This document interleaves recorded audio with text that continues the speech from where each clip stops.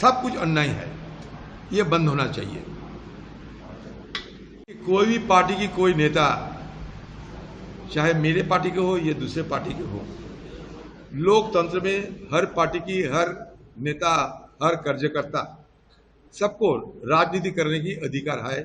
आम लोगों के साथ मिलना, अपना बात रखना, आलोचना करना, सलाह देना, विरोध करना, ये लोकतंत्र की एक अविच्छेद अंग है।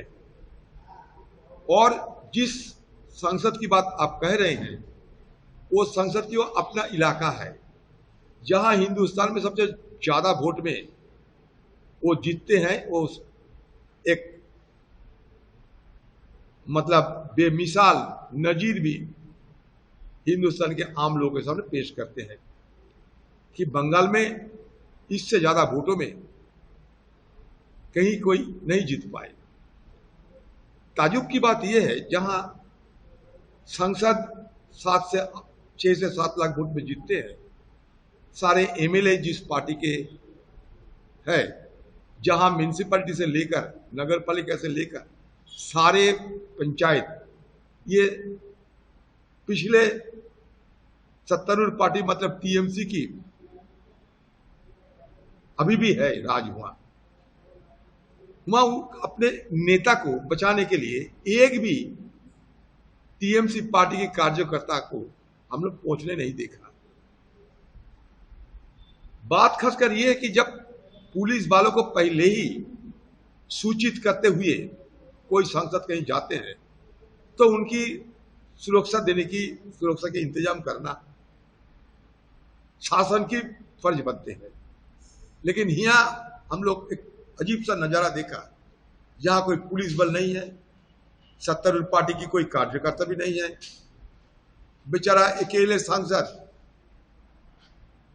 किसी जख्मी हुई परिवार के साथ मिलने के लिए जा रहे हैं और उनपे अंडा बरसाए जा रहे हैं।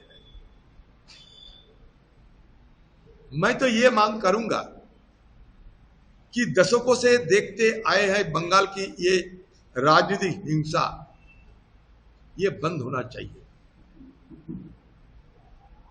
लोकतंत्र में हर पार्टी की राजनीति करने के अधिकार है, लेकिन बंगाल इससे मुक्त नहीं हो पा रहे हैं, हिंसा से मुक्त नहीं हो पा रहे हैं बंगाल। और खासकर राजनीतिक और चुनावी हिंसा से बंगाल नहीं मुक्त होने पा रहे हैं। ये सारे बंगाल के लिए ये शर्मिंदगी की बात है। सारे बंगाल को इससे लिए लज्जित होना पड़ता है। बाहर वाले लोग हमें पूछते हैं, बाहर सूबे के लोग पूछते हैं, क्यों बंगाल में हर चीज में तनाव, हर चीज में हिंसा, हर चीज में मारपीट हो रहे हैं। हम लोग जवाब देने की स्थिति में नहीं रहते। तो इसलिए हम चाहूंगा कि कोई भी राज आए, लेकिन आम और चैन की वातावरण बने। लेकिन हम यहां क्या देख रहे हैं, जमाना बदलते हैं, जमाना बदलते हुए सूरत बदल जाते हैं, पार्टी की नाम बदल जाते हैं, लेकिन हिंसा नहीं बदलते, नए नए स्वरूप लेते हुए हिंसा बरकरार रहते हैं। ये हमारे लिए शर्मिंदगी की बात है। किसी संसद पे, किसी एमएलए पे, किसी कार्यकर्ता पे, चाहे जो भी पार्टी के हो, इस पे हमला नहीं होना चाहिए। इनकी कार्यकाल में कोई बाधा नहीं डालना चाहिए।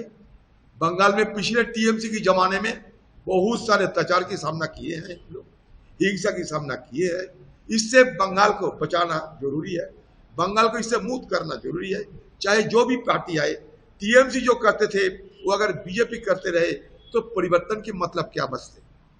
तो इसलिए इसका मैं निंदा करता हूं, इसका विरोध करता हूं, और साथ साथ किसी पे ये तरीके की हमला ना हो, ये हम निश्चित करने के लिए सूबे की सरकार को गुहार लगाते हैं। बड़ा अन्याय हो रहे हैं। मैं पहले ही इसके विरोध कर चुके हैं कि परिवर्तन के मतलब ये नहीं कि रोटी रोजी कमाने वाले जो लोग पसीना निकालते रोटी रोजी कमाते हैं, उनके पेट में लात मारने का राजनीति के नाम परिवर्तन नहीं हो सकता।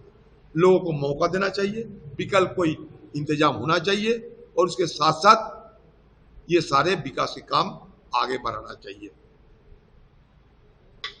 कभी तृणमूल करते थे, रातों रात मतलब रातों रात बदल दिए हैं। कुर्ता बदलते हुए बीजेपी में शामिल हो गए हैं। यही तो बंगाल की नजारा देख रहे हैं टीएमसी पार्टी की, जो 4 तारीख के पहले टीएमसी के कद्दावर नेतागण थे, टीएमसी के बड़े बड़े वरिष्ठ कार्यकर्ता थे, रातों रात अपना कुर्ता बदलते हुए वो बीजेपी में शामिल हो गए और उनका जो पहले जो करते थे गुंडागर्दी यहाँ भी करने लगे।